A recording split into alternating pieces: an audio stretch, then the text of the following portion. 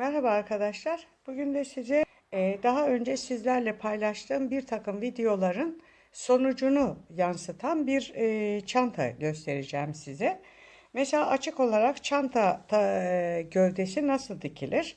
Onu yaptım. Onunla ilgili videom yukarıda i harfiyle belirttiğim yerde mevcut. Kağıt çantanın gövdesini açık olarak önlü arkalı diktikten sonra bu kenar kısımlarının birleştirmesi geliyor. Bu birleştirmeyi ile ilgili videomda yine yukarıda i harfiyle belirtmiş olduğum yerde mevcut. Oraya bakarak bilginizi tazeleyebilirsiniz. Daha sonra bu kenarda birleştirdikten sonra arkadaşlar bu çantaya ben şöyle taban nasıl yapılır, ince taban nasıl yapılır onu gösterir videomu da yine yukarıda belirttim. Onu da izleyebilirsiniz. Kağıt çantanın ağzına fermuar nasıl dikilir onunla ilgili videomda aşağıda açıklama kısmında mevcut olduğu gibi yukarıda i harfiyle gözüken yerde de mevcut. İş bittiği zaman arkadaşlar işte bütün bu parçaları birbirine birleştirerek sonunda bir çanta ortaya çıkaracağız. Önce ana gövdeyi yaptım. Bununla ilgili videom yukarıda. Sonra bu kenarlarını birleştirmek suretiyle tekrar içli ve dışlı o birleşme yerlerini şu kısımlarını diktim. Ve tamamen çantanın gövdesinin taban ve ağız kısmı haricinde bitirmiş oldum.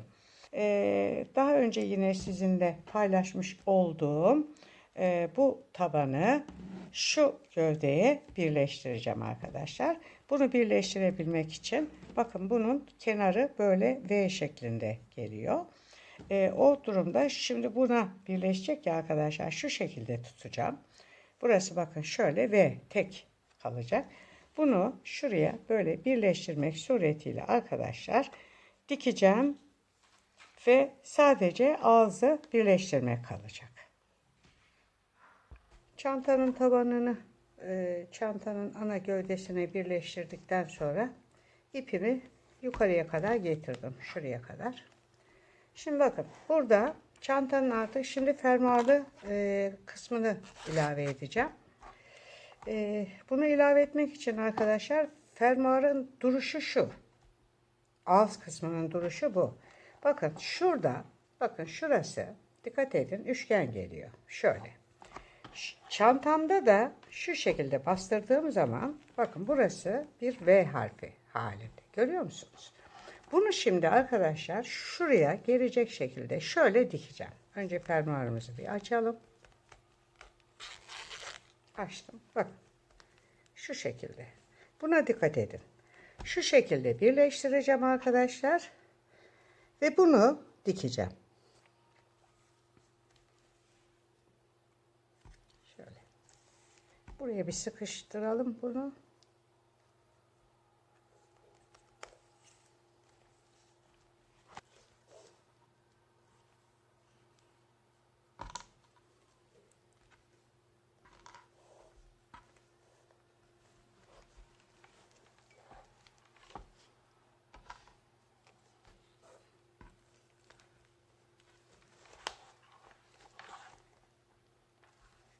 Evet.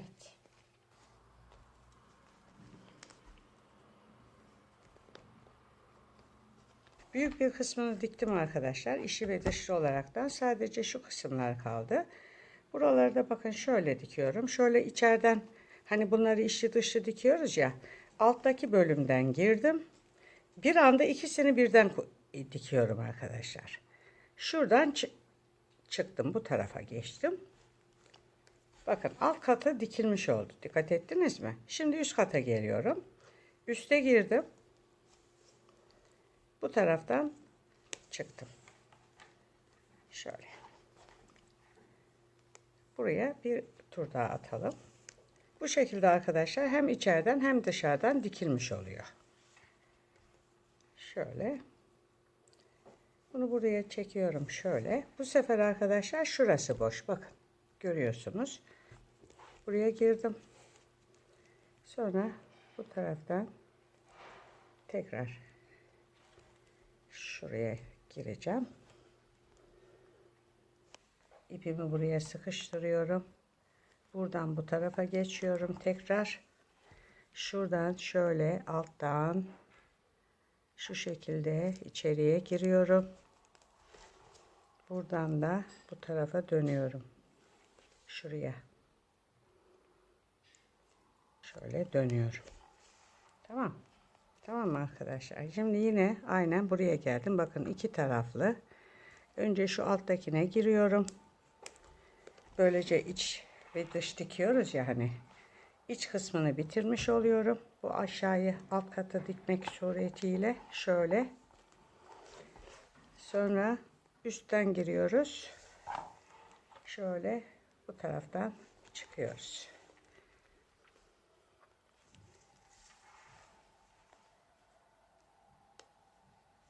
Bu şekilde. Ve şuraya giriyorum arkadaşlar. Bu sefer şuradan. Evet.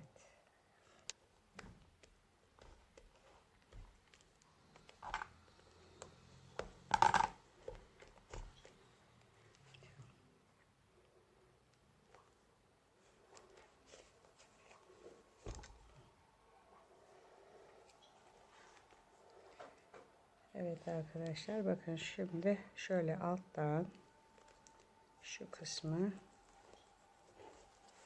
sokuyoruz. Sonra buradan alt kısım görüyorsunuz değil mi? Bakın şöyle. Sonra şuraya giriyorum. Sonra buradan böyle çekiyorum. Bir daha tamamıyla sıkıştırmış olduk burada. Dikkat ettiniz mi? Tamam. Şuradan soktum. Şuradan şöyle sokuyoruz.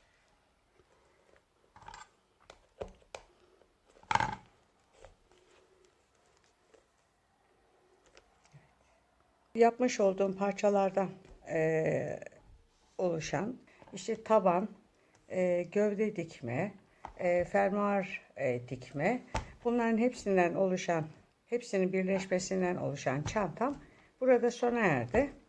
Böyle fermuarlı güzel şık bir portföy oldu. Arkadaşlar bunu isterseniz silikonla da yapıştırabilirsiniz, tutturabilirsiniz. Ama silikon kullanmak istemiyorum diyorsanız şöyle yapacağız. Şimdi buradan çıkartıyorum arkadaşlar. Bakın şuradan çıkarttım dışarıya. Şuradan arkadaşlar şöyle siyah olan kısımdan yakaladım. O siyah kısmın birazcık altından geri çıktım. Yani buraya böyle sabitledim. Anlatabildim mi? Şöyle tutturdum bir nevi. Tekrar buraya bu tuttuktan sonra arkadaşlar tekrar buraya şöyle tekrar çıktım. Buraya sabitledim bunu. Buradan şöyle içeriye girip arkadaşlar şöyle aynen hani fermuarı dikerken nasıl şu aralardan ipimi kaydırarak götürdüm. Aynı şekilde iplerimi şu aralardan, şunların arasından götüreceğim. Ve şuradan fermuarımı yakaladım. Bakın. Tekrar döndüm. Tekrar siyahlı kısma çıktım. Bakın. Yine siyahlı kısma çıktım. Gördünüz mü? Bakın. Ve buraya bakın bu da tuttu. Ve buradan tekrar girip aynen fermuarı diktiğim gibi buradan aşağıya indim. Şöyle bakın. Şöyle aşağıya indim. Buradan bunu yakaladım. Şöyle gergin tutup siyah kısmına girdim. Ve buradan da tekrar fermuarın içine doğru geçtim. Şöyle sıkıştırdım. tekrar fermuarın buradan herhangi bir yerinden girip siyah hatlardan çıktım. Gördünüz mü arkadaşlar? Bu şekilde bütün hepsini ben buraya dikeceğim. Arkadaşlar çantamın bütün parçalarını birleştirerek sonra da çantamı bitirdim. Ben buna sap takmak istemiyorum. Bunu portföy olarak kullanmak istiyorum.